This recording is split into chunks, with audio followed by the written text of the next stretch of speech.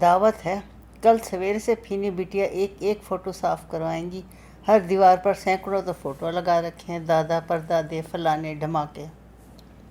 تو کیا تمہارے باپ دادا کی تصویریں لگائیں؟ یہ سقے تھے، کمر پہ لال پٹکا باندھے ساری عمر پانی بھرتے گزاری، کہلائے بہشتی، مرے تو گورے غریباں میں دفن کیے گئے۔ بتاشن بوا کے باوا، یہ باورچی تھے، وزیرن کے والد، زندگی پھکری سے چولہا پھونکتے گزاری۔ اور انہی کو دیکھو، وزیرن بڑی تلخی سے کہتی رہیں، آج ان پر وقت پڑا ہے تو باندیوں کے ساتھ رہتی ہیں، کل پھر سے بیوی بن گئیں تو آ کر کسی باندی کی چارپائی پر بیٹھیں گی۔ بیلا ذات کی ڈومنی ہے، جب یہاں گانے آئی تھی شادی میں، ان کے لیے کھانا کشتی میں لگا کر باہر بھیجا گیا تھا، ساتھ کسی نے کھلایا بھی نہیں، اب بیگم بن کر براتی ہوئی آئیں۔ دعوت کے ہنگامے اور کام کی تکان کی وجہ سے اگلی رات محفل نہیں جمی۔ چاندنی اپنے بستر پر آنکھیں موندے لیٹی نیند کا انتظار کر رہی تھی۔ بتاشن بوا اور الائچی خانم کی کانا پھوسی سنائی دی، چونک اٹھی مگر سوتی بنی رہیں۔ اے بتاشن، کل رات ہم رانی صاحب کے سنگھار کمرے میں استری کر رہے تھے، ارے دیکھو یہ جگ تو نہیں رہی؟ سو گئی ہیں، بے خبر کہے جاؤ۔ سرکار، رانی صاحب، تینوں بٹیاں، بوبی بھیا، سب جنے بڑے کمرے میں مسکوٹ کر رہے تھے۔ رانی صاحب کہن، ہر ڈاکٹر کی رائے ہے شادی کر دو، ٹھیک ہو جائیں گے۔ یہ لڑکی تو جیسے اللہ نے بھیج دی، خاندانی، تعلیم یافتہ اور شکل و صورت بھی قاعدے کی، گوری بقا جیسے برفی کا ٹکڑا۔ چاندنی سے رہا نہ گیا، فوراً اٹھ بیٹھی، پوری بات بتلاؤ۔ الائچی خانم بوکھلا گئیں۔ بٹیا سرکار تو چپ رہے۔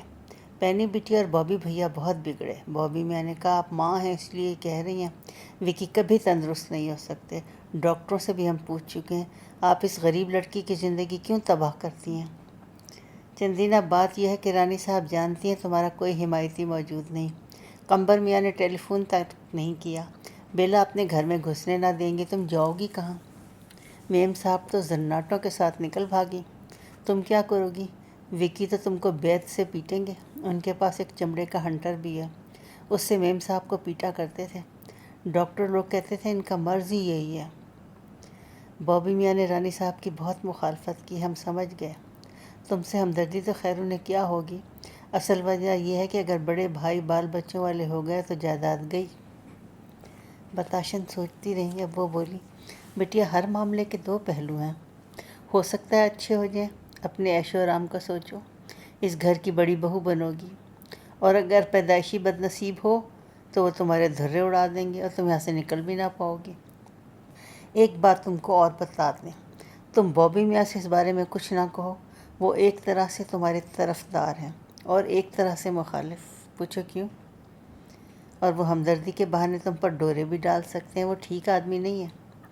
بیوی چائے کے لیے میکے گئیں تو آج تک لوٹی نہیں، جب یہ بیلا بمبئی سے آئیں ان کے چکر میں پڑ گیا، شیخ قمبر علی شیخ چلی تھے، ان سے بیاہ ہی کر بیٹھے۔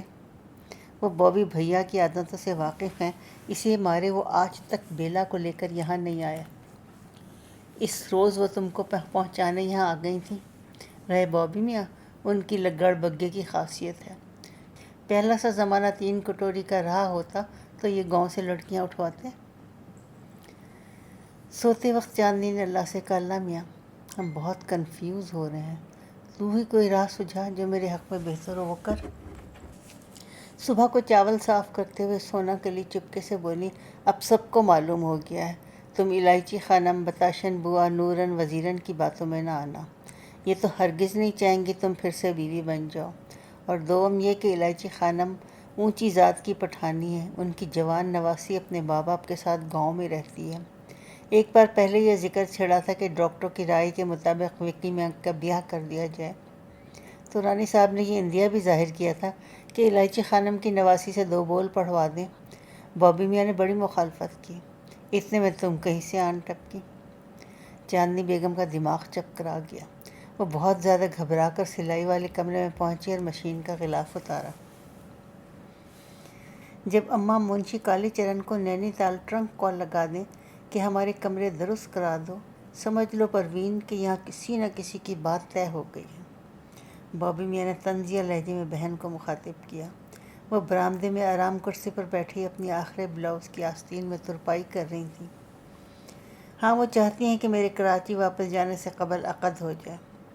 کمال ہے یہ بالکل، ابھی تلک کوئین وکٹوریہ بنی ہوئی ہیں۔ مگر کوئین وکٹوریہ بھی پارلیمنٹ کے حکم سے باہر نہیں تھی۔ یہ خود ہی جج ہیں، خود ہی جیوری، ایک بے زبان لڑکی کو قربانی کا بکرا بنائے دے رہی ہیں۔ سوری، قربانی کی بکری۔ لڑکی راضی ہے اور تم آفت مچائے دے رہے ہو۔ چاندنی راضی ہیں؟ ہوں گی کیوں نہیں، سونا کلی خوش قدم سب کو ان کا اشارہ معلوم ہو چکا ہے۔ ٹوٹے دالان سے اچانک ان کا ٹرانسفر کیا جا رہا ہے کوٹھی میں بطور بڑی بہو صاحب۔ پینی، ایسا غضب نہیں ہونا چاہیے، وہ نارمل کبھی نہیں ہو سکتے۔ تم کیسے بھائی ہو، خود غرض۔ خود غرض؟ ہم نہیں چاہتے اس گھر میں دیوانوں کی ایک فوج پیدا ہو جائے، اماں کو سمجھاؤ۔ ہم ان سے تو کبھی کچھ نہیں کہہ پاتے، انہوں نے ہمارا بیاہ کون ہماری مرضی سے کیا تھا، مگر اب ہم اچھے خاصے خوش ہیں۔ تم لوگ اتنا پڑھ لکھ کر بھی گوئیاں بنی رہتی ہو، یہ چاندنی بھی تو ایم اے بی ایڈ ہے بیچاری۔ ہم دیکھتے ہیں کہ تم اس بے زبان گائے سے کچھ زیادہ ہی ہمدرد ہوتے جا رہے ہو۔ والدہ نے جن زبان دراز صاحبزادی کو ہمارے سر منڈھایا، اس کے مقابلے میں ہم اس لڑکی کے نرم مزاجی کے قائل نہ ہوں۔ تم لوگوں نے اسے شاگرد پیشے میں ڈال رکھا ہے اور وہ کتنے وقار اور تحمل کے ساتھ اس بے عزتی کو سہے جا رہی ہے۔ زرینہ اور صفیہ نیٹنگ کرتی ہوئی آن کر پاس کی کرسیوں پر بیٹھ گئیں۔ بڑی زرینہ خاندانی معاملات میں اپنی والدہ کی مشیر اور ہمنوا تھیں۔ منجلی پروین سچ مچ پڑوسن داخل تھیں کہ شادی کے بعد پڑوسی ملک اب ان کا وطن تھا۔ صفیہ سلطانہ ہمیشہ خاموش اور بے نیاز سی رہتی تھی، قمبر کی شادی کے بعد سے بہت تلخ مزاج بھی ہو گئی تھی۔ سگریٹ دور گھاس پر پھینکتے ہوئے بابی نے اچانک پروین کا مخاطب کیا، تم ایک کام کرو، چاندنی کو کراچی لے جاؤ۔ خواہ کراچی لے جاؤ؟ تم بتلا رہی تھی 2 ملازم تمہارے ساتھ باہر جا سکتے ہیں۔ ہاں، ایک خانسامہ ایک آیا۔ Bobby, what the hell do you mean? پھر خاموشی چھا گئی۔ تینوں بہنیں اپنے اپنے خیالوں میں ڈوبی گڑہل کے درختوں پر نظریں جمائے رہیں۔ نکھری ہوئی دھوپ میں سیل کے پھول تیرتے پھر رہے تھے، کچھ دور جا کر فضا کی تیز سنہری نیلاہٹ میں اچانک معدوم ہو جاتے۔ ایک نرم و نازک بھولی غیر محفوظ لڑکی روئی کے اس ہوائی سے پھول کی طرح ہوا میں تیرتی یہاں آ گئی ہے، اور یہ سب مل کر اپنی اپنی غرض کے لیے طرح طرح کے منصوبے بنا رہے ہیں۔ یا بڑی بہو یا آیا، وہاں صفیہ سلطانہ نے نفرت کے ساتھ سوچا، اور خود بابی، اگر ان کا بس چلے تو اسے اپنی مسٹریس بنا لیں۔ پروین نے آہ بھری۔ سگے بھائی کے لیے اتنی بے حسی؟ صفیہ نے کہا۔ تو بھئی کیا کریں، ان کا علاج سوچا ہے تو اس میں بابی کھنڈت ڈال رہے ہیں، زرینہ نے تنک کر جواب دیا۔ میکبتھ کی چڑیلیں تم تینوں سے ٹریننگ لے سکتی ہیں، اب ہماری جان نہ کھو، اور سیڑھیاں اتر کر پائیں باغ میں چلے۔ نورن جھولے پر بیٹھی مالن سے باتیں کر رہی تھی، اسے بلایا، آہستہ سے کہا، دیکھو جب بٹیا لوگ اندر قیلولے کے لیے چلی جاویں، ذرا موقع محل دیکھ کر چاندنی بیگم کو ادھر بلا لانا، ہم ابھی آتے ہیں۔ وہ فوراً اپنے کمرے کی سمت روانہ ہوئی۔ چاندنی اندر صحن میں نماز ظہر کے لیے وضو کر رہی تھی۔ ایک پھٹکی چڑیا امرود کی ڈال پر آن بیٹھی اور زور زور سے گانے لگی۔ ارے اٹھ جا کمبخت، چاندنی بڑبڑائی۔ امرود تلے رکھی سنگ مرمر کی بڑی سی سل پر چٹائی بچھائی، جو ہی سلام پھیرا ستون کے پیچھے نورن دکھلائی دی۔ باجی آپ کو بابی میاں بلا رہے ہیں، جلدی چلیے۔ تیز آنکھوں والے بابی میاں سے کبھی کبھی چلتے پھرتے بات ہو جاتی تھی، وہ خود ہی بڑے تپاک سے ہیلو کہتے۔ اگر ماماؤں نے ان کے متعلق نہ بتایا ہوتا تب بھی ان کی رفتار اور گفتار ہی سے ظاہر ہوتا تھا کہ شوقین مزاج، تند خو اور کینہ پرور آدمی ہیں، نہ ان کی دوستی اچھی نہ دشمنی۔ سیمل کے نزدیک ایک فائل لیے کھڑے تھے۔ ہیلو ہیلو چاندنی بیگم آؤ۔ وہ ساتھ ساتھ چلتے قدم کے کنج میں جا بیٹھے۔ گھبراؤ نہیں۔ ارے بھائی تم کیسی دبو لڑکی ہو، فرمائیے، بہت مختصر بات کرنا ہے۔ تم کو وکی کے بارے میں تفصیلات کا علم ہے؟ کچھ۔ یہ ان کی میڈیکل رپورٹیں ہیں، پڑھ لو۔ وہ بینچ کے کونے پر ٹکی اور فائل کے کاغذات پر سرسری نظر ڈالی۔ شیزوفرینیا۔ ناچیز نے سائیکالوجی میں ایم اے کیا ہے، جس میں اب نارمل نفسیات بھی شامل ہے۔ اس کے باوجود کیا؟ وہ سب تو آپ لوگوں نے خود ہی اس انداز سے طے کیا ہے گویا میں بھی آپ کے کسی کسان کی لڑکی ہوں۔ مجھ سے کسی نے ڈائریکٹ بات ہی نہیں کی۔ اپنے پچھلے برتاؤ کی وجہ سے سب لوگ تم سے جھیپتے ہیں، راست بات اب ہم کر رہے ہیں، یہ جانتے ہوئے بھی کہ میگی میم کی انہوں نے کھال، ان کی شادی تو بیلا سے ہونا چاہیے تھے، جواباً وہ ان کی اتنی ٹھکائی کرتے کہ دماغ درست ہو جاتا۔ چاندنی نے ہنس کر بات کاٹی، تم کیسی عجیب لڑکی ہو، اتنا سیریس معاملہ اور تم ہنس رہی ہو۔ تک جو ہمارے اوپر گزری ہے سہ لی، باقی بھی بھگت لیں گے۔ یعنی تمہیں بھی دولت کی تمنا ہے، آپ کو نہیں ہے؟ آپ کیوں وکرم میاں کی شادی کے اس قدر خلاف ہیں؟ تم ریٹارڈڈ اور اب نارمل بچوں کی ماں بننا چاہتی ہو، محض دولت اور عزت کی خاطر؟ آپ بتائیے ہم کہاں جائیں، کیا کریں؟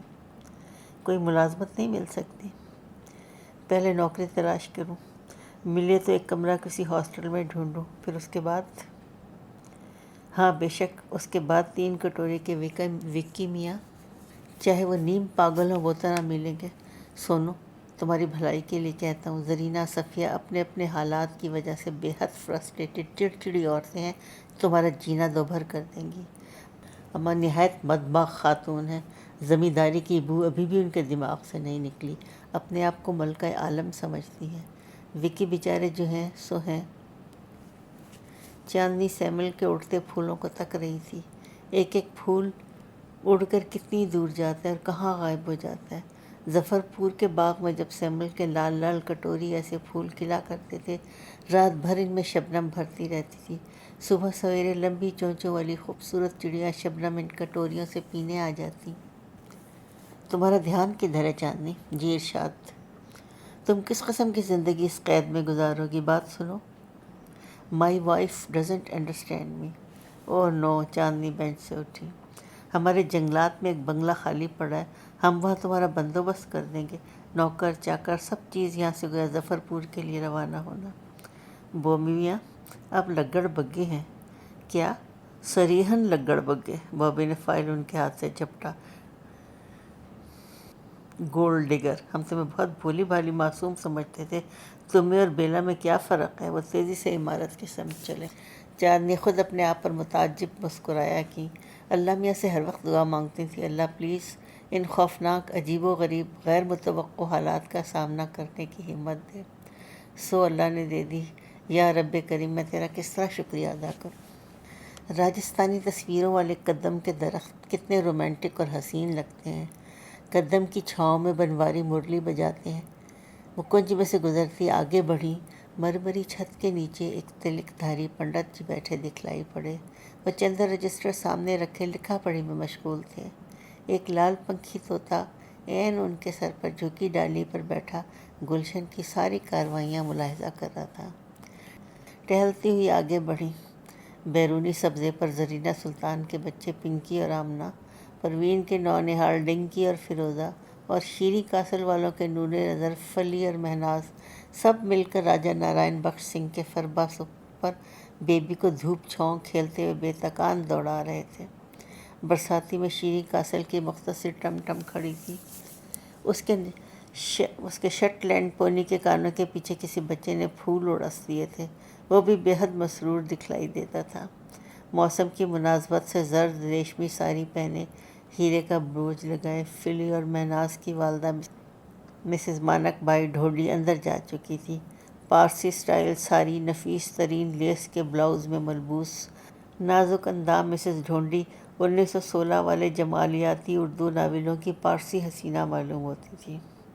وہ زرینہ سلطان کی سہیلی تھی، اور سونا کلی نے بتلایا کہ یہاں جو ہی کسی کی شادی طے ہوتی ہے، بطور صلاح کار ان کو فوراً بلایا جاتا ہے، اور وہ آتے ہی نہایت خلوص اور تندہی کے ساتھ انتظامات میں ہاتھ بٹانے لگتی۔ چاندنی مسکرائی۔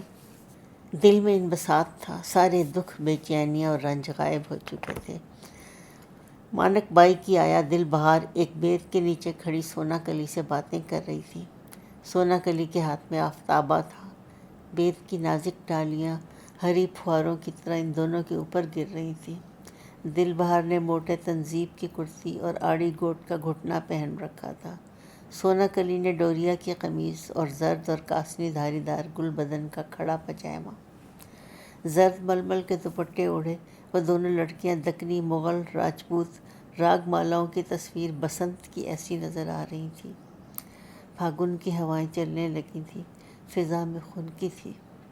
پھاگن کی رتائی رے ذرا باجے بانسری بال، موہن ہر جائی رے ذرا باجے۔ ستارہ کا ایک قدیم ریکارڈ باجی ماں کو بہت پسند تھا۔ باہر ٹھنڈے درختوں کے پیچھے سے جھانک رہی ہے، آم کے پیڑوں میں بور آ چکا ہے۔ اب پنکی کی باری تھی۔ سارے بچے ہنستے غل مچاتے اس کے تعاقب میں دوسری سمت بھاگ گئے۔ نورن پھر جھولے پر جا بیٹھی۔ چاندنی پنڈت جی کے بینچ کے پاس سے گزری۔ ایک برہمن نے کہا ہے یہ سال اچھا ہے۔ چونک کر دیکھا، سامنے وکی کھڑے مسکرا رہے تھے۔ یہ کتنے سویٹ پیاری چیز ہیں، آج تک ہنٹر ان کے ہاتھ میں نہ دیکھا۔ یہ تو لنگڑی چڑیوں اور بیمار طوطوں کی مزاج پرسی اور علاج کرتے پھرتے ہیں، یہ میگی کو چابک سے مارتے تھے، کچھ سمجھ میں نہیں آتا۔ ممکن ہے ان کی دوہری شخصیت ہو، گھڑی میں بھوت گھڑی میں اولیاء۔ خیر ہرچہ باد آباد، بلکہ اب میری خوش فہمی نہیں ہے تو جب سے میں یہاں آئی ہوں یہ روز بروز نارمل اور پرسکون ہوتے جا رہے ہیں۔ فینسی ڈریس پہن کر تقریریں بھی نہیں کرتے۔ گزشتہ 2.5 ماہ کے عرصے میں ان سے باغ یا انگنائی میں بھی اکثر مٹ بھیڑ ہوتی تھی۔ جب چاندنی دھوپ میں بیٹھ کر سلائی کرتی تھی وہ پوچھتے، تمہاری طرف نیلی دم والی مینا ہوتی ہے نا، اور زرد چونچ والے لل پیرے؟ نیپال کی ترائی اور کمائیوں کے پرندوں کی باتیں کرتے ایک بار کہنے لگے، کادمبری تمہارے پاس طوطا تھا؟ ہونا چاہیے۔ دادی اماں کے پاس تھا۔ پنجرے میں؟ جی نہیں، اسٹینڈ پر بیٹھا رہتا تھا۔ پہاڑوں کے باشندے کسی کو قید میں نہیں رکھتے۔ ہماری دادی رانی کھیت کی تھی۔ چاندنی نے مارے خودداری کے اپنا پس منظر وکی میاں کو کبھی نہ بتلایا، نہ باونی پر نانا، نہ خان بہادر دادا، نہ کچھ۔ اگر پروین سلطانہ کی طرح یہ بھی تنزن ہنس پڑے تو؟ لیکن وہ ہمیشہ بہت عزت و توقیر سے پیش آئے تھے۔ کیا وہ طوطا تمہیں کہانیاں سناتا تھا؟ دادی اماں کو سناتا تھا، وہ اس کی گفتگو سمجھتی تھی۔ کادمبری کا طوطا بھی بڑی دلچسپ کہانیاں سناتا تھا۔ وہ ایک چنڈال لڑکی کے روپ میں ظاہر ہوتی تھی، لیکن انہوں نے رازدانہ لہجے میں کہا، دراصل تھی الپسرا۔ کادمبری، تم سورگ کی الپسرا کو بے شک جنت کی حور کہہ لو، سب الفاظ کا پھیر ہے۔ ایک چاند کا مضمون 100 رنگ سے باندھتے۔ چاندنی، فی الحال تم قمر و عقرب ہو یا تیسری شب کا چاند، جو لوٹے میں قید ہو جائے تو بڑی تکلیف میں رہتا ہے۔ اسے کوئی شہزادہ آ کر چھڑا بھی لیتا ہے، چاندنی نے مسکرا کر سوچا تھا۔ چندراولی، چاند ہی چاند، چاندوں کی قطار، چکا چوند، چاندا نارائن، بروزن ڈپٹائن۔ چاندنی نے بے ساختہ جواب دیا۔ خوب ہنسے۔ ششی بالا بنت محتاب۔ وہ وکی میاں کی باتیں بڑے دھیان سے سنتی اور سمجھنے کی کوشش کرتی، جبکہ گھر والے ان سے کتراتے تھے، انہیں تنہا چھوڑ رکھا تھا۔ چاندنی پیڑ کے پاس رک گئی۔ وکی میاں نے ان کو غور سے دیکھا اور بچوں کی طرح مسکرایا۔ ورکش کرنی ہے؟ جی۔ درخت کی پری، روح، آتما۔ قدم کے نیچے ٹھٹک کے کہنا شروع کیا۔ رسخان کہتے ہیں، اگر انسان ہوں تو گوگل کا گوالا، جانور ہوں تو نند کی گائے، پتھر ہوں تو اس پہاڑ کا جسے کرشنا نے اٹھایا، پرند ہوں تو جمرہ کنارے قدم کی ڈال پر کروں بسیرا۔ وکی میاں، یہ پنڈت جی اتنی سوچ بچار سے کیا لکھ رہے ہیں؟ یہ شری درگا پرساد مصر بادی نظر میں ہمارے جنگلات کا حساب کتاب رکھتے ہیں۔ دراصل ایک شفاف روح ہیں، محض ہوا۔ ایک روز جنگل کی ہواؤں میں شامل ہو جائیں گے۔ ہم تم سب سرگرداں روحیں ہیں، آفاق کے جھیل میں ڈبکیاں لگاتی پنڈبیاں۔ تم ایک کام کرو، اس وقفے کے لیے جو ہماری تمہاری حیات مستعار کہلاتی ہے، اپنا ذائچہ بنوا لو۔ پنڈت جی، یہ چاندنی بیگم ہے، ان کا ایک عدد ذائچہ تو بنا دیجیے۔ یہ ایک حیران و پریشان اپنی جھیل سے نکلی ہوئی ملغابی ہیں، بلکہ پھٹکی چڑیا۔ پنڈت درگا پرساد نے چاندنی پر گہری نظر ڈالی، خاموش رہے۔ کیوں پنڈت جی؟ بنا دیں گے بھیا۔ ڈالیے مت پنڈت جی، خیر نہ بنائیے، ذائچے وائچے سے بھی کیا فرق پڑتا ہے۔ باغ میں بچوں کے قہقہوں کا مدھم شور بلند ہوا۔ وہ سنو، مستقبل کی آوازیں پتوں سے چھنتی ہم تک پہنچ رہی ہیں۔ وکی نے ٹی ایس ایلیٹ کی طرح کہا۔ ایک کار آ کر رکی۔ اوہ نارائن بخش سنگھ، ہم نے ان سے ہمالیہ کے چند نایاب پودے منگوائے تھے۔ خدا حافظ چاندنی بیگم۔ روانہ ہو گئے۔ پنڈت جی ہم بھی جائیں؟ جائیے بٹیا، خدا حافظ۔ دوسری منزل کی ایک کھڑکی سے صفیہ سلطانہ نے جھانکا۔ پہلے وکی روش پر سے گزرتے دکھلائی پڑے، پھر چاندنی۔ دھوپ درختوں پر سے اتر کر ندی کی طرف سرکتی جا رہی تھی۔ اس پار بہت دور ریڈ روز اپنے ہرے بھرے گھنے باغ میں چھپا ہوا تھا۔ گومتی کا پانی پگھلا سونا بن گیا، پھر تانبا۔ بہت جلد رات بھی ہو جائے گی۔ زندگی کا ایک بے مصرف، لا یعنی مایوس سنسان دن نبڑ گیا۔ رات بابی نے ہم سے بہت جھائیں کی۔ آپ انتظامات میں مصروف ہو گئی ہیں، یہ تک نہ سوچا کہ جب بیلا ان کو لے کر آئی تھی بار بار کہتی تھی حالات ایسے تھے کہ ان کو کالج سے استعفیٰ دینا پڑا، حالات ایسے تھے۔ آپ نے کبھی ظفر پور والوں سے ان کے متعلق کوئی انکوائری بھی نہ کروائی؟ کیا معاملہ تھا؟ اور وہ تو جیسے لگتا ہے ادھار کھائے بیٹھی تھی، خدا چھپر پاڑ کر انہیں۔ سن رہی ہیں؟ بابی بہت ٹیڑھے آدمی ہیں، آپ کیوں خواہ بڑوں کے چھتے کو ہاتھ لگاتی ہیں؟ الائچی خانم جلے پاؤں کی بلی کی طرح اندر آئیں۔ بیٹیا چاندنی بیگم کہہ رہی ہیں آپ کے کپڑے تیار ہیں، آ کر دیکھ لیجئے۔ پروین کرسی سے اٹھی۔ ساری عمر آپ نے منمانی کی، اب ذرا تو بھئی اب تم ان کو یہاں سے کہیں اور بھیجو، اس معاملے کے بعد وہ یہاں کیسے رہ سکتی ہیں؟ کل رات بابی نے جو ادھم مچائی تو نورن رپورٹ پہنچا چکی تھی۔ اس کے باوجود چاندنی اپنے ارادے پر قائم رہی تھی۔ ایک بار عقد ہو جائے پھر یہ میرا کیا بگاڑ لیں گے؟ راجہ صاحب تو سر پہ موجود ہیں، لیکن وہ اس وقت سوئنگ روم میں موجود تھی۔ رانی سولت زمانی اور ان کی صاحبزادی پروین سلطانہ کا مکالمہ کان میں پڑا اور فوری اور قطعی فیصلہ کر لیا۔ اس گروہ متکبرین میں صرف وہی ایک شخص ہیرا تھا، شاید سچا فقیر، مجذوب۔ یا اللہ اسے اپنے حفظ و امان میں رکھنا۔ اور اے اللہ میری تذلیل کا دکھ جو میرے آن بان والے دادا اور میری خوددار ماں کی روحوں نے سہا، اس کے لیے ہاتھ جوڑ کر ان سے معافی چاہتی ہوں۔ اے اللہ تو گواہ ہے کہ اس ابتلاء عظیم کے ذریعے جس میں تو نے مجھے اتنے عرصے مبتلا رکھا، میں نے اپنے بادنی نانا پر ناناؤں کی ساری نخوت کا تھوڑا سا کفارہ ادا کر دیا۔ وہ سوئنگ مشین کی طرف بڑھی۔ پروین کمرے میں آئیں۔ چاندنی فرش پر کپڑے پھیلائے بیٹھی تھی۔ رانی صاحب کو بتلا دیجیے میں اس پروگرام کے لیے تیار نہیں ہوں۔ بابی نے کہا ہوگا، جو بھی سمجھیے، میں بھی کچھ عقل رکھتی ہوں اور اس انوکھی سچویشن میں پھنس کر کافی کنفیوز ہو گئی ہوں۔ امریکہ چلو گی؟ امریکہ؟ بطور ڈومیسٹک ہیلپ؟ وہاں تو بڑی بڑی خاندانی لڑکیاں بیبی سٹنگ کرتی ہیں۔ جی ہاں معلوم ہے۔ پھر ٹائپنگ وغیرہ سیکھ لینا، ایک سے ایک پاکستانی ہندوستانی نوجوان تم سے شادی کے لیے دوڑے گا۔ آپ اچانک میری اتنی ہمدرد کیسے بن گئیں؟ آپ نے تو آج تک اپنی والدہ سے یہ تک نہ کہا کہ میرے چارپائی اس کمرے میں بچھوا دیں جہاں سلائی کرتی ہوں۔ تم کو معلوم تو ہے ماں کس مزاج کی آدمی ہے، اور اب تو وہ تمہارے لیے نینی تال میں اور یہاں مار کمرے پہ کمرے سجوانے میں جٹی ہوئی تھی۔ اچھا خیر، تو سوچ لو، اپنے متعلق تفصیلات لکھ کر لا دو، وہ بھی جلد از جلد تمہارا پاسپورٹ ویزا بنوا دیں گے۔ بہت اچھا، اس میں بھی تو کوئی چکر نہیں ہے؟ کیا مطلب؟ ہم تمہارے ساتھ جال بٹا کریں گے؟ اتنی نیکی کرنے جا رہے ہیں اور تم یہ کہتی ہو جاؤ پاسپورٹ کے لیے درخواست لکھ لو۔ چاندنی بیگم کے پیروں میں سپرنگ لگ گئے۔ وہ فوراً تیز تیز چلتی ماماؤں کے برآمدے میں پہنچی۔ خیال آیا کاغذ قلم تو کوٹھی میں ملے گا، پھر واپس گئیں۔ پروین لاسٹ منٹ شاپنگ کے لیے حضرت گنج جانے والی تھی۔ زرینہ کی لڑکی پنکی سے کاغذ قلم لے کے ویزا پر پاسپورٹ کی درخواست لکھنے بیٹھی۔ پنکی نے جا کر نانی اماں کو اطلاع دی، ننو پینی خالہ چاندی باجی کو اپنے ساتھ امریکہ لے جا رہی ہیں بطور آیا۔ بلاؤ اپنی پینی خالہ کو فوراً۔ پروین اور صفیہ باہر کار میں بیٹھ چکی تھی۔ پنکی بھاگا گیا۔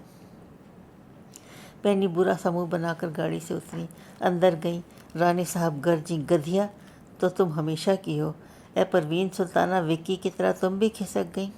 تم چاندنی کو اپنے ساتھ لے جاؤ گی امریکہ، اپنے گھر میں رکھو گی؟ عمر میں تم سے چھوٹی جوان لڑکی، قبول صورت، تم سے زیادہ ذہین، کائیاں، یہاں آتے ہی فوراً کس طرح وکی سے بیاہ کے لیے راضی ہو گئی؟ اور میاں تمہارے جیسے ہیں، تم ان کی شکایتیں کرتے نہیں تھکتی، رنگین مزاج، دل پھینک۔ آج کل کی لڑکیاں کتنی بے وقوف ہیں بھائی پروین، تم نے حد کر دی۔ اے ہے، ہمیں تو اس بات کا خیال ہی نہیں آیا، ہم تو خود چکرائے ہوئے ہیں۔ بابی کی تجویز تھی کہ انہیں یہاں سے لے جائیں. اب آپ نے بھی ابھی بھی کہا ان کی جگہ کسی اور جگہ کا بندوبست ہونا چاہیے. واقعی ٹھیک کہتی ہیں آپ، مگر وہ تو پاسپورٹ کے لیے درخواست لکھ رہی ہیں. بیچاری بے حد خوش ہیں، ان کی زندگی بن جائے گی. ان کی بناؤ، اپنی بگاڑو. شاباش. اب ان سے کہوں کیا؟ کہہ دو تمہارے شوہر کا خط کراچی سے آ گیا، وہاں آیا کا انتظام ہو گیا. اگلی صبح ناشتے کے فوراً بعد چاندنی نے پروین کے ہاتھ میں درخواست تھمائی. وہ ایسا ہے چاندنی، پینی نے ذرا خجالت کے ساتھ کہا، کل صبح ہم نے تم سے بات کی ہے، شام کی ڈاک سے ہمارے صاحب بہادر کا خط آ گیا. ہماری نند نے کراچی میں آیا کا بندوبست کر لیا ہے. اس میں آسانی بھی ہے. تمہارا تو قومیت بدلوانے کا جھمیلا رہے گا، تم انڈین نیشنل ہو. چاندنی نے لمحے بھر تک ان کی صورت دیکھی اور کاغذ پھاڑ کر پھینک دیا. پھر خود ہی اس کے ٹکڑے چن کر صحن کے کونے میں لے گئیں جہاں گوری جھاڑو دے رہی تھی. پروین کی پاکستان روانگی کے تیسرے دن وکی میاں برف کا نظارہ کرنے نینی تال بھیج دیے گئے. صفیہ بات ہی نہیں کرتی تھی. زرینہ کی بڑی لڑکی شہلا عرف نشیلی خاصی بقرات تھی. وہ ہر وقت کالج کی پڑھائی میں مصروف. آمنہ عرف ایمی بہت چھوٹی تھی. پنکی شرارتوں میں مگن رہتا. باپ کی سختی بہت ضروری ہے، الائچی خانم کہتی. لڑکے کو نانا نانی کی لاڈ نے بگاڑ رکھا ہے. باپ نے کبھی پلٹ کر پوچھا ہی نہیں، نہ اس کو وہاں بلایا. انہیں اس خاندان کے مسائل سے اب کوئی دلچسپی نہیں تھی. ایک ایک پل یہاں دو بھر. الائچی خانم پہلے ان سے خار کھانے لگی تھیں، اب مطمئن تھیں. نواسی کے لیے پھر راستہ صاف. چاندنی دن بھر اپنی چارپائی پر بیٹھی رہتی. پروین سلطانہ کی روانگی کے چند روز بعد انہوں نے پنکی اور ایمی کو اردو پڑھانے کی پیشکش کی. پنکی حد سے زیادہ شریر تھا. زرینہ نے جواب دیا، ان کو توڑ پھوڑ ہلڑ بازی سے ہی فرصت نہیں. ہاں ٹھیک ہے، تم ان کو پڑھا دیا کرو. مگر بچے بھی کیا کیا پڑھیں، انگریزی، ہندی، فرینچ، اب اردو بھی پڑھاؤں. اے چاندنی تم تو. جی ہاں، آپ فکر نہ کیجیے، میں جلد از جلد یہاں سے چلی جاؤں گی. الائچی خانم کی کوٹری کا دروازہ اندر سے بند کیا. جا نماز بچھا کر سجدے میں گری. یا اللہ کوئی رستہ سجھا دے. تاریک حجرے میں دیر تک بیٹھی سوچا کہ واپس ظفرپور، بننے چچا کے گھر، ان کے بد نظرے آوارہ بیٹے.